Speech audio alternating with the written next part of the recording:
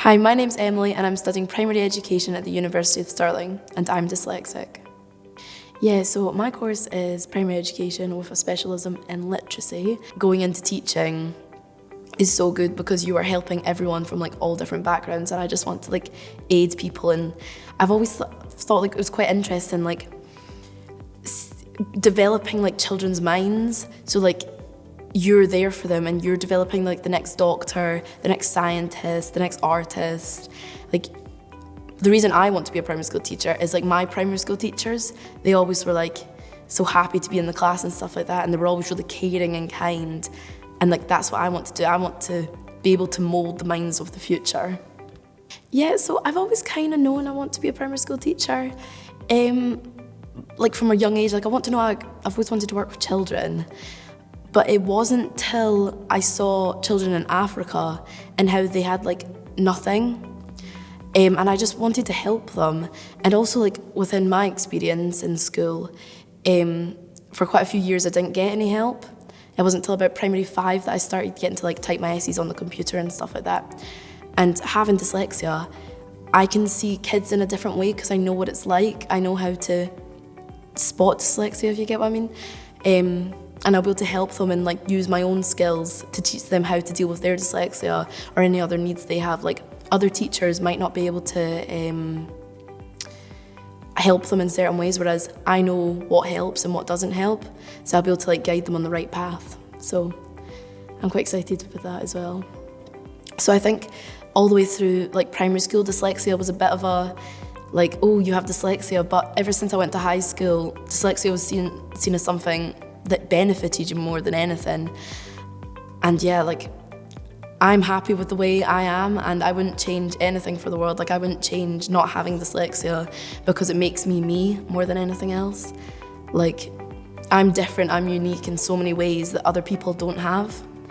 Well, the challenges dyslexia gives you, I feel sometimes I'm at a disadvantage because we get given reading lists and stuff like that, and I only have a certain amount of time to read them.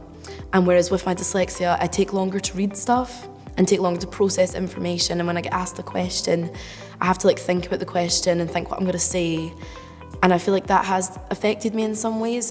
In primary school, dyslexia didn't really affect me.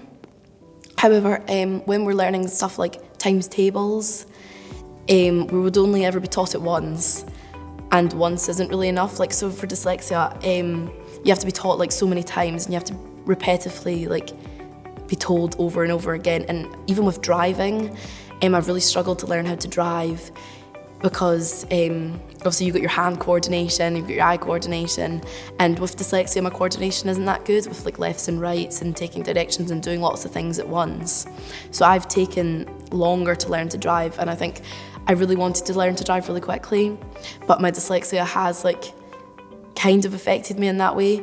I think my favourite thing about the course is actually getting to teach the kids. Learning's all good, but getting to bond with the kids and making relationships, that's what I'm most excited for. Again, developing the minds of the future. It just gives you this warm feeling inside that you're making a change, you're making a difference to the world, and that's what I've always wanted to do. I don't want to just sit and do nothing with my life. I want to make a difference, and I want to change the way people see dyslexia. I mean, sometimes dyslexia is seen as oh, you have dyslexia, it's not very good. But I want to change that. No matter what disability you have, you're still the exact same. You just learn in a different way. It doesn't affect your life, and I've always seen that. And I think being able to teach that to kids would make me so happy. To teach kids that everyone's different and everyone's unique in their own way, and it doesn't matter if they have a disability. It's all about being your own person and being unique, and I'm so excited to be able to show that to kids and teach them and make relationships with them.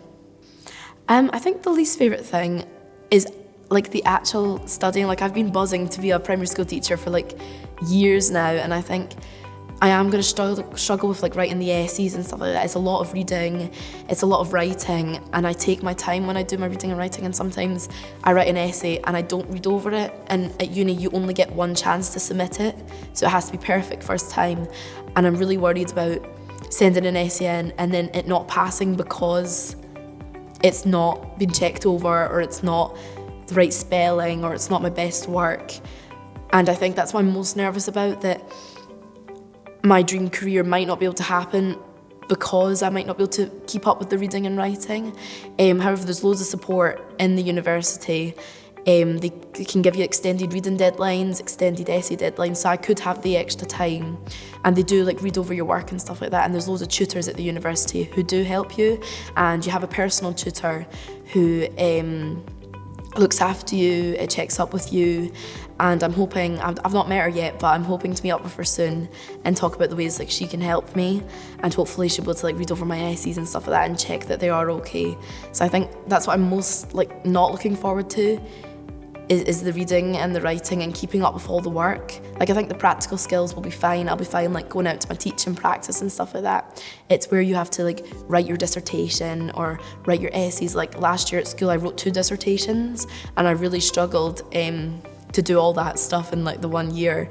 I wrote a drama dissertation and a history dissertation, both 4,000 words. And yeah, they took me about 6 months each to write, and doing them both at the same time was really hard. So coming into uni, I know it's going to be hard, but I am going to try my best to keep up with all the work, get all the support I need, and just not let anything get in the way. Yeah, so the advice I would give to my younger self is that never give up, always keep going. My favourite saying, which is a really cringy saying, but when life gives you lemons, make lemonade. I just think it's such an important saying, because when things get in your way or don't go right, make what's best of them and keep going. Like, I would say, never give up. If something's hard, keep going, keep pushing through. Don't give up at the first hurdle, because then you're never going to get anywhere in life. You just need to keep pushing. So that's what I would say to my younger self.